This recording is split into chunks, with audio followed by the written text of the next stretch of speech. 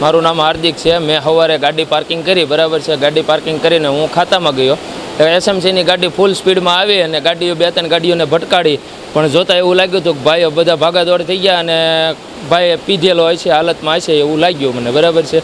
હવે આવી રીતના કદાચને કોઈ માણસ વચ્ચે આવી ગયો હોય તો માણસની કેવી હાલત થાય? એટલી સ્પીડમાં ગાડી હતી અને બધા ભાગમ ભાડકે કરવા મળ્યા હતા, બરાબર છે. હવે આવી રીતના આવી બેદરકારીથી એસએમસીવાળા બધા કામ કરે તો કઈ રીતનું હાલ છે અને તમારી શું માંગ છે આમાં, બરાબર છે? કઈ રીતનું આપણે એમાં આના પગલાં કઈ રીતે લેવા? એસએમસીવાળાને ગાડીઓ ધીમી હાંકવી કે શું રીતનું કરવું એમ, બરાબર?